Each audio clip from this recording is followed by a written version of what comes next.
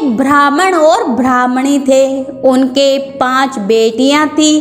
पांचों बेटियां विधि विधान से देवादिदेव महादेव और माता पार्वती जी का विधि पूर्वक पूजन कर अमर सुहाग की कथा सुनती थी। पूजा के समय चारों बेटियों का दीपक जलाती तो पूजा पूर्ण होने तक वह जलता रहता, परंतु 5वीं बेटी का दीपक कहानी सुनने से पहले ही बड़ा हो जाता।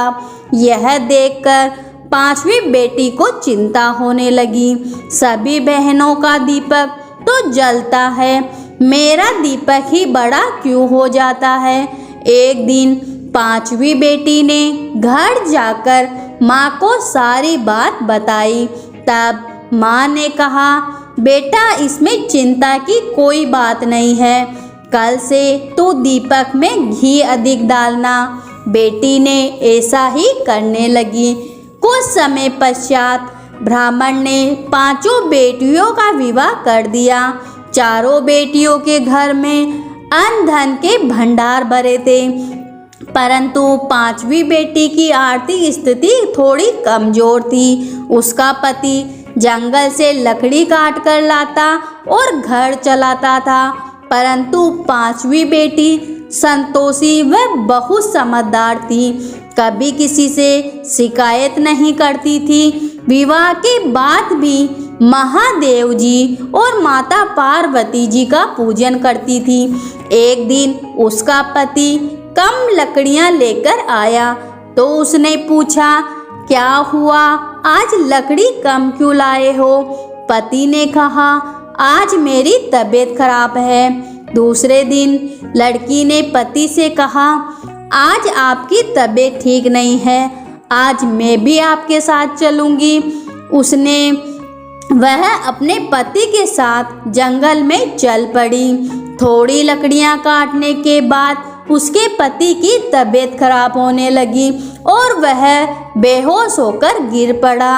लड़की ने देखा कि पति के प्राण तो निकल गए हैं, आसपास में दूर दूर तक कोई दिखने वाला नहीं है। उसने पति का सिर गोद में रखा और जोर जोर से रोने लगी। तभी उसी समय भगवान शिव जी और माता पार्वती जी उधर से निकल रहे थे। तब माता पार्वती जी ने कहा कि हे भोलेनाथ, यह स्त्री कौन है जो जोर जोर से रो रही है।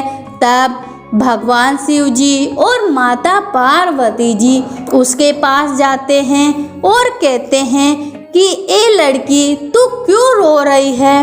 तब वह कहती है कि मेरा पति उड़ता ही नहीं है। तब भगवान शिव ने देखकर कहा कि ये तो मर गया है, इसे घर क्यों नहीं ले जाती है। तब लड़की कहती है कि मैं कहीं नहीं ले जाऊंगी, इसके बिना मेरा कोई सहारा नहीं है। तब माता पार्वती जी को उस पर दया आ जाती है और वह भोलेनाथ से कहती है कि हे महादेव, हे देवों के देव, आप तो सबकी रक्षा करने वाले हो, इसकी भी रक्षा आप करो। तब भगवान शिव जी कहते हैं कि तू वही लड़की है ना जिसका दिया जल्दी ही बुझ जाता था। तब वह कहती है कि हाँ। तब महादेव ने कहा कि तूने दिया तो जलाया, लेकिन कभी अमर सुहाग की कथा पूरी नहीं सुनी, इसलिए तेरे साथ ये सब हुआ है। तब वह भगवान शिव जी और माता पार्वती जी के चरणों में गिर जाती है और कहती है कि हे महादेव, हे माता पार्वती जी, मेरे से गलती हो गई, मुझे क्षमा करिए। आपको तो मेरे पति के प्राण वापस देने ही पड़ेंगे। तब भगवान शिव जी को उस पर दया आ जाती है और वह अपने कमल मंडल से जल का छींटा लेकर उसके पति पर छिड़क देते हैं और वह जीवित हो जाता है और कहता है कि मुझे तो बहुत अच्छी नींद आई। वह लड़की कहती है कि ऐसी नींद तो दुश्मन को भी नहीं आवे और घर चलिए, मुझे भगवान शिव जी ने और माता पार्वती ने आपको वरदान के स्वरूप दिया है। अब मैं अमर सुहाग की कहानी सुनूंगी और धूमधाम से उनका उद्यापन करूंगी।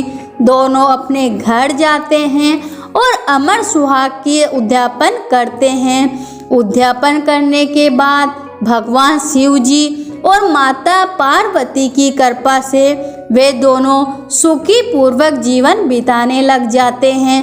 तो बोलो भगवान शिव जी और माता पार्वती की जय हो।